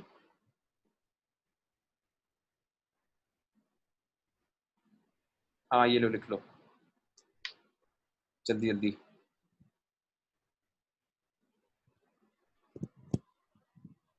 लिख लिया? Page पलट दूं? Yes sir. ठीक है, ये क्वेश्चन है, इसको सभी लोग ट्राई करें। पूरा सॉल्व करने की जरूरत नहीं है, बस इसमें लॉजिक सोच लो, फिर मैं इसका बताता हूँ 1 मिनट में।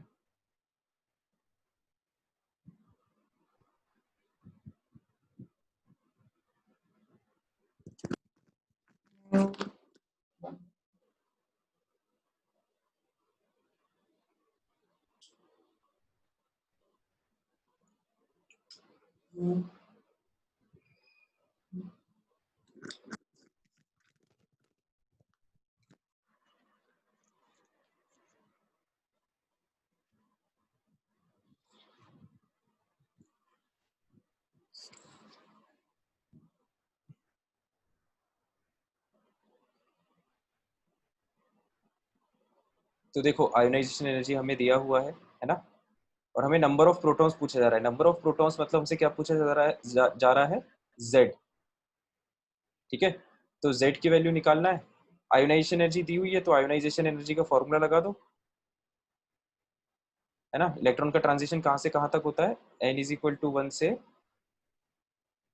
Minus n is equal to infinity, है ना। ये बीच में माइनस लिखा हुआ है, तो बस इंफिनिटी पे तो जीरो एनर्जी होती है।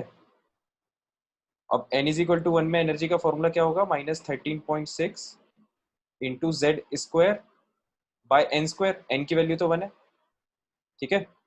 तो देखो बस हो गया क्वेश्चन, है ना। आयोनाइजेशन एनर्जी की वैल्यू हमें पता है। अब यहाँ पे हमको एक, देखो मैं वो चीज बाद में बता दूंगा। आयोनाइजेशन एनर्जी की वैल्यू जैसे हमें पता चल गई, तो बस Z निकल जाएगा। Z मतलब नंबर ऑफ प्रोटॉन्स निकल जाएंगे। अब बस यहाँ पर एक ध्यान देने वाली बात ये थी कि आप यूनिट पे हमेशा ध्यान दिया करो, है ना। यूनिट बहुत इंपॉर्टेंट होती है क्वेश्चन में। यहाँ पर यूनिट दिया हुआ है किलोजूल पर मोल। तो अब दिक्कत ये है कि ये जो एनर्जी है, जितना भी 1 किलोजूल पर मोल है, ये 1 मोल के लिए है ना। ये जो एनर्जी की वैल्यू है दैट इज फॉर 1 मोल। लेकिन जब आपको नंबर ऑफ प्रोटॉन्स निकालना है तो वो एक एटम में बताना रहेगा हमें, है ना। Number of protons in the nucleus. Nucleus मतलब हमें एक एटम का एटॉमिक नंबर बताना पड़ेगा, Z। तो जो हम आयोनाइजेशन एनर्जी भी निकालेंगे वो हम एक एटम के लिए निकालेंगे, 1 मोल एटम्स के लिए नहीं, ठीक है। ये बात बहुत इंपॉर्टेंट है। तो एक्चुअली आप जो यहाँ पर आयोनाइजेशन एनर्जी रखोगे दैट विल बी व्हाट, ये आयोनाइजेशन एनर्जी 1 मोल के लिए थी, है ना। ध्यान से देखना, 1 मोल के लिए आयोनाइजेशन एनर्जी है 11180 किलो जूल। तो आप एक एटम के लिए आयोनाइजेशन एनर्जी निकाल लो। एक एटम के लिए कितनी हो जाएगी, 1180 divided by 1 mole, Avogadro's number yes kilo Na। Joule में, ठीक है। और फिर चाहो तो इसको इलेक्ट्रॉन वोल्ट में भी कन्वर्ट कर देना, मतलब करना ही पड़ेगा। इलेक्ट्रॉन वोल्ट में कन्वर्ट इसलिए करना पड़ेगा क्योंकि ये वाला जो फॉर्मूला है 13.6 इंटू जेड स्क्वायर, ये इलेक्ट्रॉन वोल्ट में आता है। और मैथमेटिकली लेफ्ट साइड और राइट साइड की यूनिट हमेशा सेम होना चाहिए, ठीक है। तो ये अपना आंसर आएगा किलो जूल में। इसको आप इलेक्ट्रॉन वोल्ट में कन्वर्ट करना, फिर ये वाली वैल्यू उठा के यहाँ पे डालना। एक सेकेंड, ये वाली वैल्यू उठा के यहाँ पे डालना, ठीक है। बात क्लियर हो गया क्वेश्चन का? जीई में क्वेश्चन आते हैं क्या चैप्टर? क्या? जीई में आते हैं क्वेश्चन से? बिल्कुल आते हैं संकेत भाई, तभी तो अपन पढ़ रहे हैं, नहीं तो क्यों पढ़ रहे होते।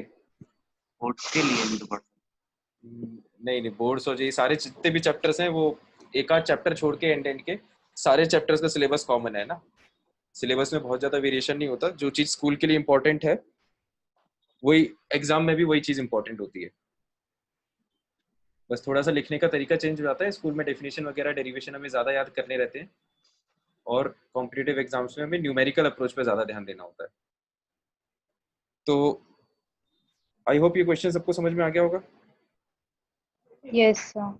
ठीक है, तो सेक्शन बी अपन डिस्कस कर लेते हैं अब, वो अपना बच रहा था, एटॉमिक स्ट्रक्चर ये सेक्शन बी में आप लोग बताओ, B4 तो शायद हो गया था कल, है ना?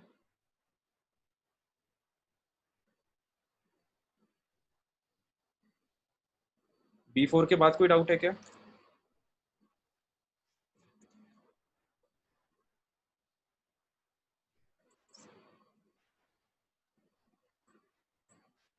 B5 B5 देख लेते हैं। B5 में ध्यान दे सभी लोग, किसी से B5 हुआ है क्या? किसी का B5 में खुद से सही आंसर आ गया हो? ऐसा कोई नहीं है, कोई बात नहीं। ये रहा B5 क्वेश्चन। क्वेश्चन थोड़ा बड़ा है। ये है क्वेश्चन B5 एक्सरसाइज 1 पार्ट 1। हाँ, तो इसमें कहानी टाइप की लिखी हुई है, काफी सारी बातें तो फालतू होंगी। The eyes of a certain member of reptile family pass a visual signal to the brain. पहली लाइन तो फालतू है। When the visual receptors are struck by photons. यहाँ से अब काम की बात चालू हो रही है। फोटॉन्स ऑफ वेवलेंथ 850 नैनोमीटर, मतलब लैम्डा की वैल्यू दी हुई है। If a total energy of 3.15 into 10 to the power 14 joule is required to trip the signal, है ना? टोटल एनर्जी अपन को दी हुई है। What is the minimum number of photons that must strike the receptor? Sir मैं बताऊँ मैंने कैसे किया था? मेरा हाँ आंसर हाँ का संकेत, बेशक कैलकुलेशन बताओ। गलत हो रही है। सर सबसे पहले मैंने एनर्जी ऑफ 1 फोटोन निकाल ली थी hc बाय लैम्डा से। सही बात है, बिल्कुल। सर टोटल एनर्जी अपॉन जो आंसर आया था हाँ उसको हाँ डिवाइड बिल्कुल कर बिल्कुल, दिया। ऐसे ही करना है। तो पर आंसर पता नहीं गलत आ रहा था, मे भी आंसर गलत आ रहा कैलकुलेशन था, गलत होगी। तो एक मिनट रुको। इसमें आंसर क्या दिया है? 1.35 इंटू 10 टू द पावर 5। देख लेते हैं अपन 2 मिनट। 1.35 into 10 to the power 5 photons, ये आंसर है। और अपन को क्या निकालना है इसमें? नंबर ऑफ फोटॉन्स, मतलब नंबर ऑफ फोटॉन्स हो जाएगा एनर्जी टोटल जो अपन को दी है 3.15 इंटू 10 टू द पावर कितना है? -14, 10 टू द पावर -14। और ये वाली एनर्जी क्या हो जाएगी? h 6.626 into 10 to the power -34 H C by lambda. तो वेवलेंथ आ जाएगा यहाँ पर कितना? 850 नैनोमीटर। नैनो मतलब 9, मतलब 10 टू द पावर -9 मीटर्स, है ना? सबको अपन ने ऐसा यूनिट में कर दिया है। बस अब इसमें देख लो क्या दिक्कत है। ये जो है 3.15, ये 6, ये लगभग डबल 2 बार कटेगा। तो नैनो को मैंने -3 ले लिया था। अच्छा, तूने नैनो को -3 ले लिया था। अब आ जाएगा सही आंसर? हाँ आ जाए। चलो ठीक है, और बताओ फिर इसमें।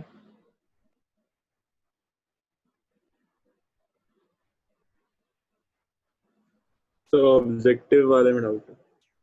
सब्जेक्टिव में किसी और को कोई डाउट हो क्या B7 तक? नहीं, ऑब्जेक्टिव वाले में डाउट है? ऑब्जेक्टिव वाला निकाल लेते हैं। ये रहा ऑब्जेक्टिव वाला। B1 में कोई डाउट है क्या? B3। B3 B3 मतलब ये।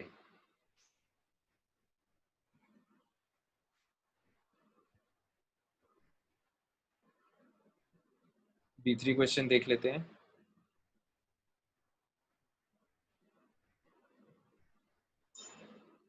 इसके बाद तो कोई क्लास नहीं होगी ना? नहीं सर। No sir.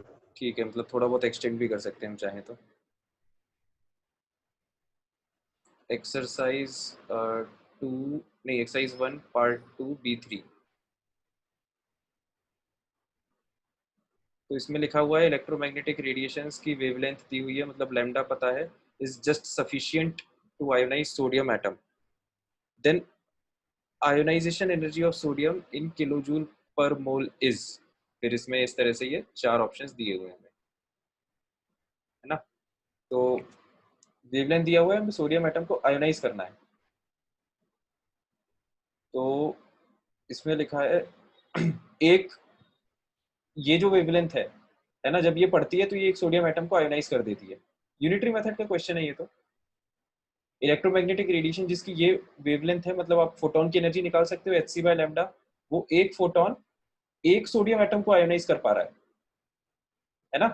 तो फिर एक मोल फोटॉन्स को कितनी एनर्जी आयोनाइज करेगी, तो ये ऐसे ही पूछा है करा था क्वेश्चन। मेरे पर आंसर नहीं आया था। आंसर अपन निकाल देते हैं, कोई दिक्कत नहीं है। ये अपना देखो, एक फोटोन की एनर्जी अपनी आ जाएगी कितनी, 242 नैनोमीटर दिया है, मतलब तो सेम 6.626। गलती कर दी सर, 9 -9 लेना था। अच्छा अच्छा, किसी और को तो डाउट नहीं है इसमें? No sir. चलो ठीक है, तो फिर अपन इस तरह के क्वेश्चंस अपन बहुत जल्दी कर सकते हैं। देखो इसमें आंसर्स में बहुत डिफरेंस है। एच, इसमें ये 10 की पावर कंसीडर करने की जरूरत ही नहीं है, hc/λ। ये तो एनर्जी हो गई एक फोटोन की, और अपन को कितने का निकालना है, एक मोल का, है ना। तो एक फोटोन से इतनी एनर्जी से एक सोडियम एटम आयोनाइज होता है, तो एक मोल कितने से आयोनाइज होंगे, तो ये अपन ने 1 मोल से मल्टीप्लाई कर दिया। तो अब आप इसमें देख सकते हो यहाँ पे ये कितना हो जाएगा, 6×3 = 18, या इसको ऐसे कर लो 6×4 = 24, और 4×1 = 4, और ये 26 आएगा, मतलब 4×6 = 24, 16×3 = 48। तो 48 के आसपास आंसर आएगा, मतलब ए आंसर सही है ना। तो इसमें ज्यादा कैलकुलेशन करने की जरूरत नहीं है, आंसर्स में इतना ज्यादा डिफरेंस है, ये 500 के आसपास है, ये 400 है, ये 250 है, ये 600 है, तो बहुत डिफरेंस है। अप्रोक्सीमेटली आंसर आ जाएगा, ठीक है। सबको ये ऑब्जेक्टिव कैलकुलेशन समझ में आया मैंने कैसे किया है? Yes sir. इसको आप सभी लोग ध्यान देना है ना। ये मतलब इस ऐसे कैलकुलेशन से 2-3 फायदे होते हैं। एक तो पहली चीज अपनी एनर्जी कम लगती है, दूसरी चीज अपना टाइम कम लगता है, और बस काफी है, मतलब एनर्जी और टाइम बच गया तो बहुत काफी चीजें बच गई है मतलब। सर ये जैसे ये 6.02 मैंने लिया था। 6 इतना जैसे आप ऑप्शंस देख लिया करो ना, ऑप्शन में बहुत ज्यादा डिफरेंस है। तो 6.02 और 6 सेम है, ठीक है। मतलब मुझे देखो ना, मैंने किस लेवल हाँ पे सर। अप्रोक्सीमेशन लिए। मैंने क्या किया, ये इसको 24 मान लिया, है ना, 6×4 = 24 कर दिया मैंने, ये 2 को इग्नोर कर दिया। फिर यहाँ पर इसके बाद मैंने क्या किया था, इस 4 से इस 4 से इसको कैंसिल कर दिया था, तो इसको मैंने 66 मान लिया, ठीक है। तो ये लगभग 4×1 = 4, और ये 26 बचेगा, तो 4×6 = 24, तो ये लगभग 16 के आसपास कटेगा। और 16 को फिर ये जो बचे हुए 3 है इससे मल्टीप्लाई कर दिया, तो इसका मतलब 16×3 = 48। तो जो नंबर्स हैं वो 48 हाँ के आसपास होंगे। बाकी जो भी है वो डेसिमल प्लेसेस शिफ्ट होते रहेंगे 10 की पावर से। तो डेसिमल तो अपन को तो मेन नंबर से मतलब है, डेसिमल से मतलब ही नहीं है, समझ रही यस हो ना। सर। तो आप लोग को कैलकुलेशन जो है वो केमिस्ट्री में जो कॉम्प्लिकेटेड कैलकुलेशंस होते हैं वो हमेशा ही इस तरह से करना है ना। पहले आप सबसे पहले ऑप्शंस देखो, ऑप्शंस में जनरली काफी डिफरेंस होगा, और बस ऐसे आप जल्दी कैलकुलेशन निपटा दो। यही क्वेश्चन अगर आप एग्जैक्ट कैलकुलेशन करने जाओगे तो करीबन 4-5 मिनट लग सकता है, और इस तरह से करोगे तो 40-50 सेकंड में वो मुश्किल क्वेश्चन सॉल्व हो जाएगा, ठीक है। तो इस चीज की प्रैक्टिस हम सभी को ग्रेजुअली करना है। अब अगला क्वेश्चन देखते हैं।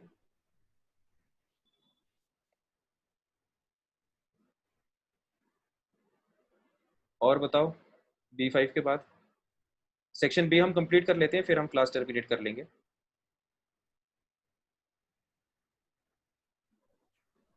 सर एक B3, B4 भी था।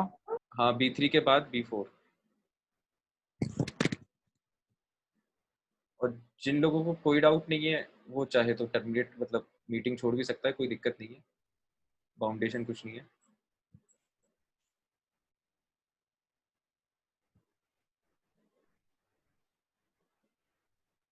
ये है B4 right.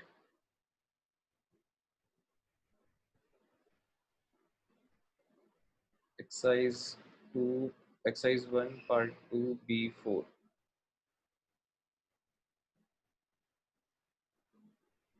A bulb of 40 what, मतलब इसमें पावर दी हुई है हमें, is producing a light of wavelength 620 nanometer, wavelength दी हुई है, with 80% of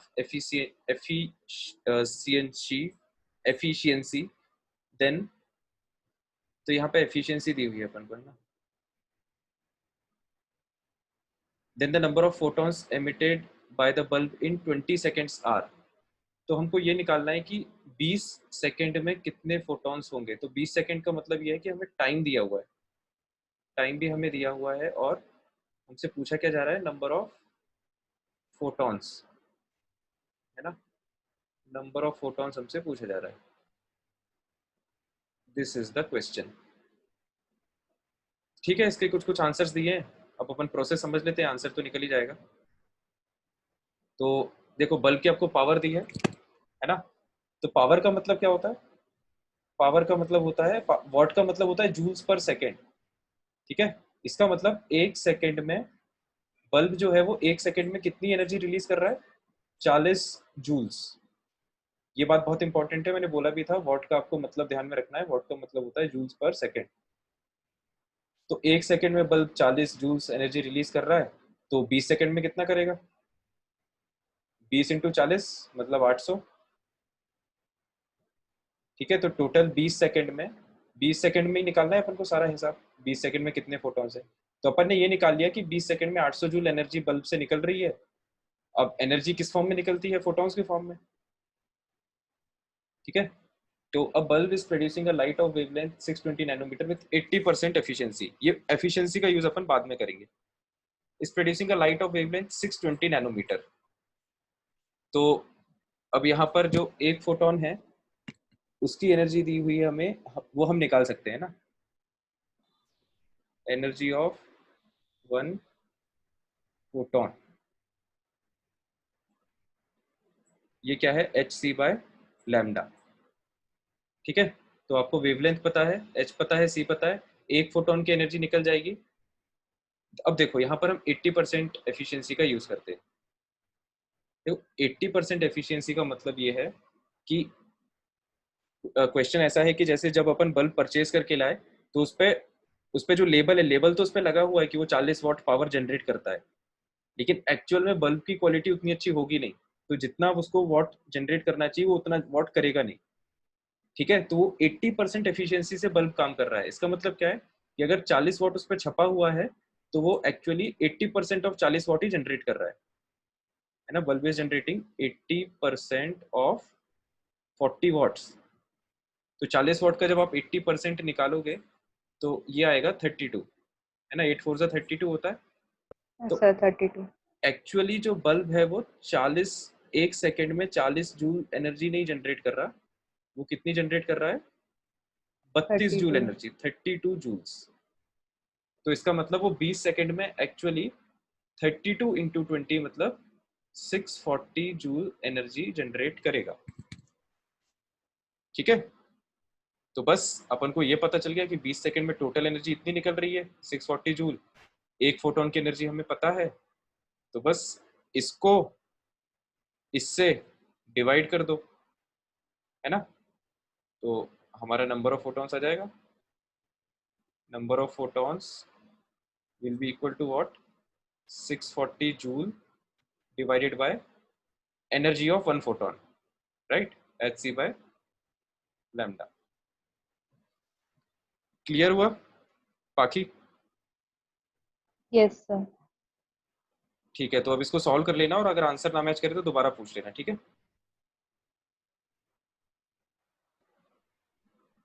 और बताओ, B4 हो गया, इसके आगे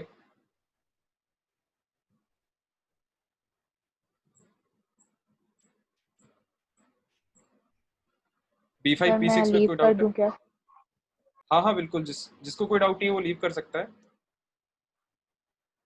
B5 B6 में अगर किसी को डाउट हो तो पूछ लो, नहीं तो फिर अपन मीटिंग टर्मिनेट करते हैं और होमवर्क में आपको ग्रुप पे अपडेट कर दूंगा।